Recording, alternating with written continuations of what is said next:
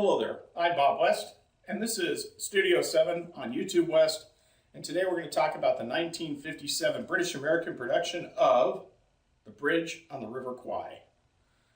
Now, in the top 100 films in the AFI Institute list, you will find The Bridge on the River Kwai. If you take a film appreciation course of anything done before the 1980s, you will find The Bridge on the River Kwai. If you study World War II history through movies, you will watch The Bridge on the River Kwai. The reasons for watching this movie are never ending. It is one of the greatest World War II productions ever made, and it's a story of trial and tribulation for not just one man, but a bunch, and an understanding of the stupidity of war at times, but the necessity of it at others. Now, David Lean had done Lawrence of Arabia, and he wanted to do a project on the Bridge of the River Kwai, which is a story about British prisoners building a bridge for the Japanese to link Burma and Indochina to help them win the war, because they were forced to do such things. And the most recent movie that talks about this is called The Railway Man. This movie was produced by Sam Spiegel, and the screenplay is by Carl Foreman. And Carl Foreman has been around. He did The Guns of Navarone, the production of the Alistair MacLean book.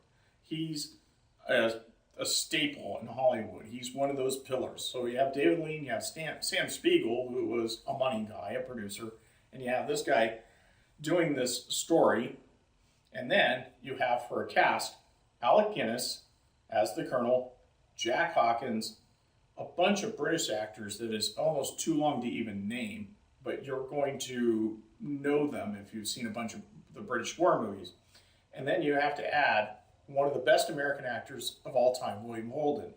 And what David Lean and Sam Spiegel realized right off the bat was if they tried to sell this as a British movie, this big color, widescreen, wonderful production, it wasn't going to work. So they looked at some of the studios at Hollywood and they said, who can we get? Who can we throw in here? Who can we make an artistic twist on that will bring everybody to the box office? And one of the studios said, we'll cough up William Holden. Kind of like it was almost a joke. And they sent William Holden out there, and William Holden went out there and he goes, man, I can do this. Not only can I do this, but I'm going to rock it doing this. Well, at the same time, they needed a Japanese colonel because he didn't speak English when he started this movie. And he has to speak English in this movie. So he got a translator, and he learned his lines in English, and he learned their lines in English.